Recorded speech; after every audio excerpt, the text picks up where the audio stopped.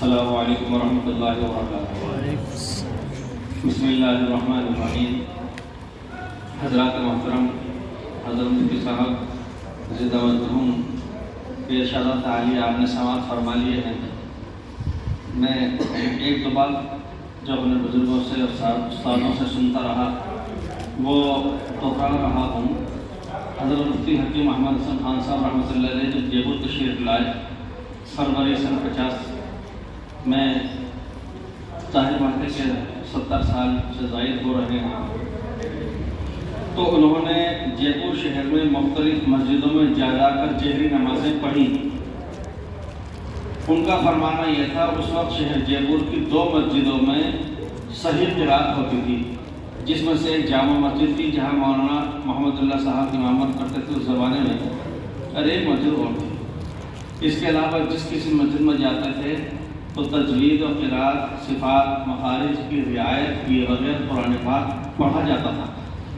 یعنی اول تو اس زمانے میں علماء اور حفاظ ائمہ مہیا نہیں ہوتے تھے، اور مجھے بھی اچھی طرح سے یاد ہے کہ میرے طالب علم کے دور میں باقاعدہ یو پی اور میوات سے خط و کتابت 3 مہینے 4 مہینے پہلے شروع کر دی جاتی تھی، اور ماہ مبارک میں تراویح مسجدوں میں تراویح سنانے کے لیے حفاظ کرام کو بلایا جاتا تھا۔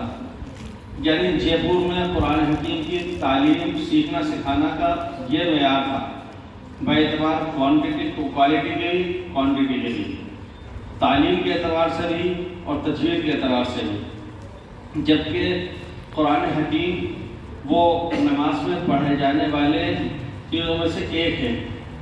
جو دوائیں مرکبات بنتے ہیں، معجون، خمیرے وغیرہ، اس میں بہت ساری ادویات ہوتی ہیں، مفردات ہوتے ہیں۔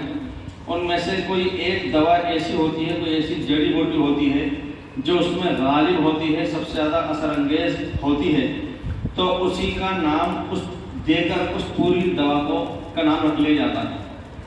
جیسے ہمارا گاؤ زبان ہے، تو گاؤ زبان نام کی ایک جڑی بوٹی ہے، گائے کی زبان کی طرح کھردری سے ہوتی ہے، وہ خمیرہ گاؤ زبان نام ہے۔ اس میں چیزیں تو اور بھی ہیں، لیکن جو چیز اس میں غالب ہے، بنیادی حیثیت رکھتی ہے، اس پوری دوا کا نام اسی کے اوپر رکھ لیا گیا۔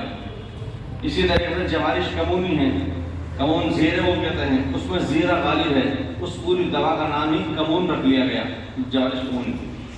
اسی طریقے سے اس کو جزو اعظم کہتے ہیں کہ فلاں دوا کے اندر سب سے زیادہ اہمیت اس جڑی بوٹی کی ہے۔ نماز جو اہم العبادات ہے، سب سے عظیم الشان عبادت ہے، اور ایک ایسی عبادت ہے کہ روئے زمین پر کوئی ایک ایمان والا پروردگار کے سامنے کوئی عذر پیش نہیں کر سکتا۔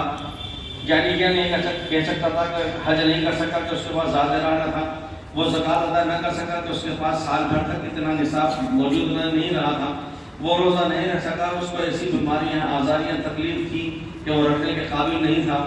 لیکن نماز ایک ایسا عظیم شان عمل کہ آدمی لیٹے ہوئے اور بیٹھے ہوئے اور اشاروں کے ساتھ بہرحال وہ اس کی ادائیگی کے اوپر قادر ہوا کرتا ہے۔ تو وہ نماز جو مختلف ارکان اور اذکار کا نام ہے، اس نماز کا جزو اعظم قرآن پاک کی تلاوت ہے۔ ویسا تحیات پڑھا جاتا ہے، پڑھی جاتی ہے، درود شریف بھی پڑھا جاتا ہے، اس میں وتر و قنوت بھی پڑھا جاتا ہے، اس کے اندر تسبیحات رکوع سجود کی بھی ہیں، اس کے اندر ثنا بھی پڑھی جاتی ہے، اور اس کے اندر اور دوسری دیگر دعائیں منقولہ معصورہ بھی پڑھی جا سکتی ہیں۔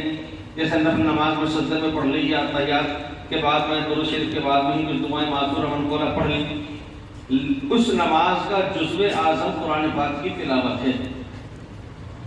اس سے اندازہ ہمیں لگانا چاہیے کہ قرآن حکیم کے الفاظ کلمات، اس کا پڑھنا کتنا اونچے درجے کا ہوگا کہ اہم العبادات کا جزو اعظم بھی قرآن پاک ہی ہے۔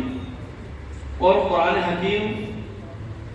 حکیم یہ نماز کے اندر پڑھا جاتا ہے۔ نماز کبھی کبھی کثرت سجود کے ساتھ ہوتی ہے، کبھی طول قنوت کے ساتھ ہوتی ہے۔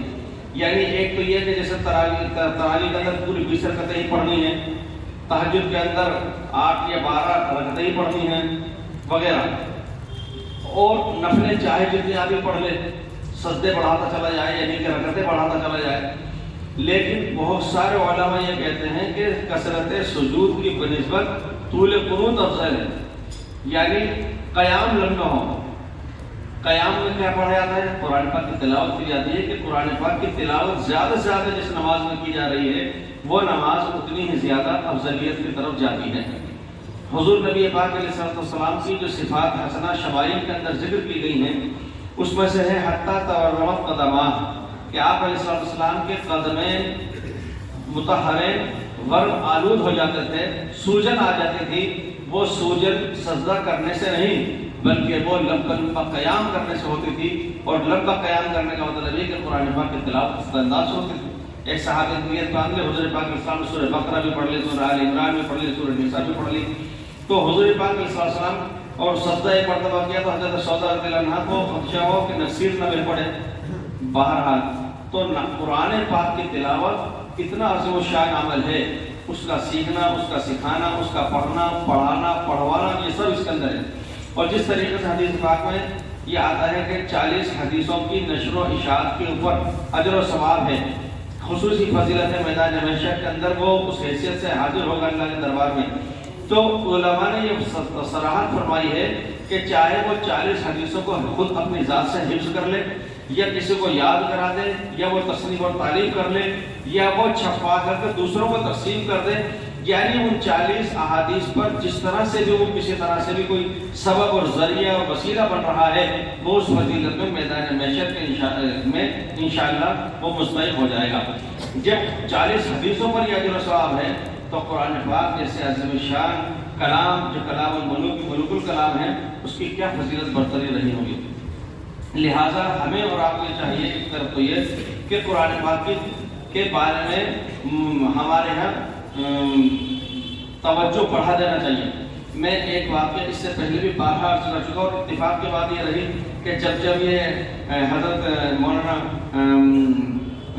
ابراہیم صاحب، قاری ارشد صاحب، مولانا شاہد صاحب وغیرہ یہ حضرات، مولانا اسماعیل صاحب کے بھائی، جب بھی ان پر نظر پڑتی ہے ایسے موقع پہ جب قرآن پاک سے متعلق مجلس اور محفل منعقد ہوتی ہے تو مجھے خود بخود وہ واقعہ یاد آ جاتا ہے اور میں ذکر کے بغیر رہ نہیں پاتا، جبکہ بارہا یہاں اس مسجد میں بھی سنا چکا ہوں۔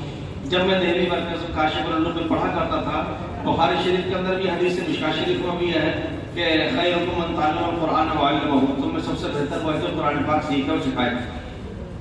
وہاں شیخ ثانی حضرت مولانا اظہار الحسن رحمۃ اللہ علیہ نے یہ فرمایا اور ایک عجیب سی کیفیت اور ایک جلال کسی حالت پر طاری ہوئی اور یہ فرمایا کہ میں قسم کھا کر کہتا ہوں کہ اللہ کی قسم حاجی حنیف مولوی عبید اللہ سے افضل ہے۔ مولانا عبید اللہ صاحب وہ تھے جو تبلیغی جماعت میں حلقے میں سب سے بڑے مستند عالم، فاضل، تجربہ کار، مقرر اور خطیب مانے جاتے تھے۔ وہ شخصیت تھا مولانا عبید اللہ بلیاوی رحمۃ اللہ علیہ جو مدرسہ کاشف العلوم میں شیخ اول تھے۔ مولانا اظہار الحسن صاحب اس زمانے میں شیخ ثانی تھے۔ یہ بخاری شریف پڑھاتے تھے اور حاجی حنیف صاحب جو ان حضرات کے میرے ساتھیوں کے دوستوں کے نانا ہیں، حاجی حنیف صاحب میں وہاں رہتا تھا، وہ ناظر پڑھاتے تو قرآن پاک بہشتی زبر بھی پڑھاتے تھے۔ مولانا الیاس بارہبند کبھی نے حدیث کے سبق، مسلم شریف کے سبق میں یہ بات کہی طلبہ سے کہ دیکھو کوئی جزئیات فقہی مسائل پوچھنا وغیرہ تو ہم سے نہ پوچھا کرو، حاجی حنیف صاحب سے پوچھا کرو، اس لیے کہ حاجی حنیف صاحب کو فقہی جزئیات پہ ہم سے زیادہ عبور حاصل ہے۔ یعنی حدیث کی باریکیوں میں تشریحات میں تو یہ حضرات ہیں، لیکن بہشتی زیور وہ اتنا پڑھاتے رہے کہ ان کو تمام جزئیات اس کی مستحضر ہو گئی۔ تو حاجی حنیف صاحب چونکہ قرآن پاک پڑھایا کرتے تھے اور اس اعتبار سے اس دہلی مرکز سے جو عالمی شخصیات ابھری، بڑی بڑی عالمی شخصیات، عالمی خطبہ، مقررین، داعیین، وہ حضرات وہ ہیں جو حاجی حنیف صاحب سے قرآن پاک پڑھے ہوئے ہیں۔ آج اگر ان کا عالمی اجتماعات میں لاکھوں کے مجموعوں کے اندر جو خطاب ہوتا ہوگا وہ قرآن پاک کی ایک آیت پڑھ کے اس پر جب وہ تقریر و بیان کرتے ہوں گے کہ اس میں وہ قرآن پاک پڑھانے والے حاجی حنیف صاحب علیہ رحمہ کا حصہ نہ ہوتا ہوگا۔ اس لیے ہمیں اور آپ کو چاہیے کہ ہم اپنی ذات سے قرآن پاک سیکھیں، سکھائیں، پڑھوائیں، جہاں پڑھایا جا رہا ہے اس کے اندر کسی بھی طرح سے کوئی ہم معاون ثابت ہوں، یہ ہمیں اور آپ کو مل کر کے کرنا چاہیے۔ اللہ تعالیٰ شاید ہمیں اس مکتب کی، مدرسے کی یہ ہمدردی اور اس کی فضیلت ہمارے دل میں بٹھائے اور اس پر عمل کرنے کی توفیق عطا فرمائے۔ بہت خوشی مسرت کا مقام ہے، قابل مبارکباد ہیں وہ حضرات جنہوں نے اپنے بچوں کو یہاں پڑھوایا، اس سے زیادہ خوشی مسرت اس بات پر ہوئی کہ بعض بڑی عمر کے نوجوان حضرات وہ قرآن پاک پڑھ رہے ہیں۔ صحابہ کرام کی شان بے شک یہی ہے۔ قاری معین الدین صاحب رحمۃ اللہ علیہ ایک بات فرمایا کرتے تھے، میں نے کئی دفعہ تو سنی کہ لوگ کہتے ہیں کہ بوڑھا طوطا سیکھ نہیں پاتا۔ وہ کہتے ہیں یہ سچ ہے کہ بوڑھا طوطا نہیں سیکھ پاتا، لیکن انسان کتنا ہی بوڑھا ہو جائے وہ قرآن پاک سیکھ سکتا ہے۔ تو اس لیے قرآن پاک ہم لوگوں کو چاہیے کہ ہم جو سیکھے ہوئے نہیں ہیں وہ سیکھیں، جو سیکھے ہوئے ہیں ہمارے پاس الفاظ ہیں ہم اس کو سنوارنے کی کوشش کریں، ہم اس کو بنانے کی کوشش کریں۔ نگینہ گھاٹ تیار ہو جاتا ہے، شیو اس کو دے لیا جاتا ہے، اس کی چوکی اور مارکس بنا لی جاتی ہے، ایڈوانس بنا لیا جاتا ہے، لیکن ہم اور آپ جانتے ہیں کہ جب تک اس کا پالش نہیں ہوتی ہے، تیاری نہیں ہوتی ہے، تب تک اس کو انگوٹھی کے اندر سجایا نہیں جاتا۔ اس لیے قرآن پاک اگر پڑھیں تو اس کو تجوید کے ساتھ پڑھیں۔ یہ اللہ کا بہت بڑا کرم فضل ہے کہ یہاں ایسے حضرات بھی ہمیں اور آپ کو مہیا ہے کہ جو تجوید کے ساتھ قرآن پاک پڑھتے بھی ہیں اور پڑھاتے ہیں۔ اللہ تعالیٰ شان و مسعود کو قبول فرمائے۔